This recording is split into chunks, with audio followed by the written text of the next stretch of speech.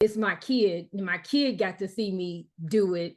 So like my son now is an entrepreneur because he saw, he thinks he's a lawyer too, because he had to go to school with me. But it's more than just a teen mom. And I wish society would see that. So you have a family that wasn't just a when you said the family valued education, I feel like that could possibly be an understatement because if I'm not mistaken, your family had how many valedictorians in the family? So I'm the oldest of 8.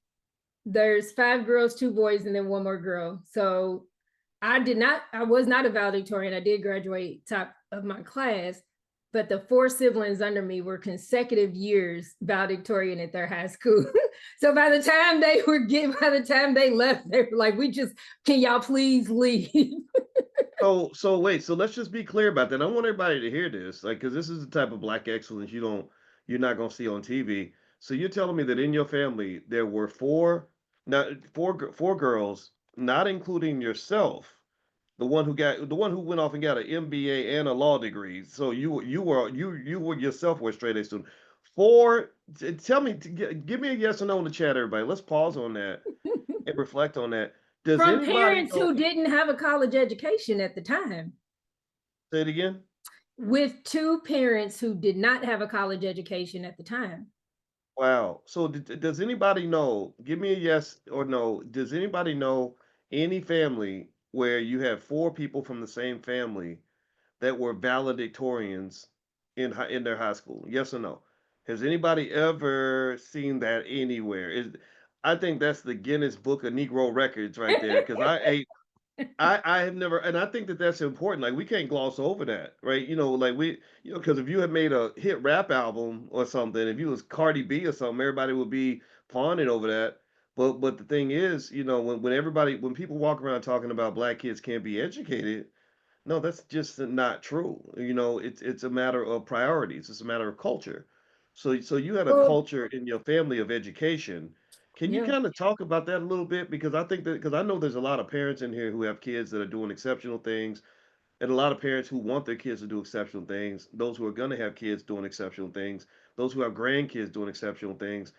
What was the culture in the household that even led to something that extraordinary? Because stuff like that don't happen by accident. What was going on there?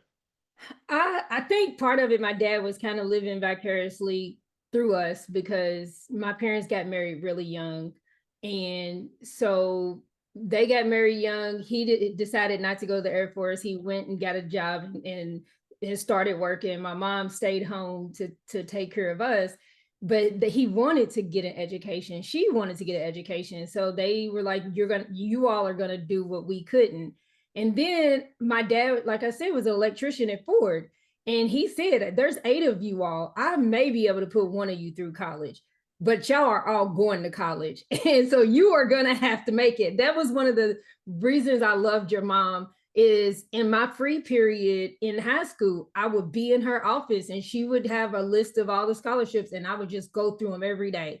As far as growing up, um, I tell a story about my dad. I remember being in the car and my dad would just ask random questions. Do you see the car behind us? The lights are really bright. What do you think that means? And then now we have a whole science discussion on why the car behind us, the lights are bright. Well, it's because they have to have a bigger alternator because they have to have more energy because it's the police and they got more things to power on their car.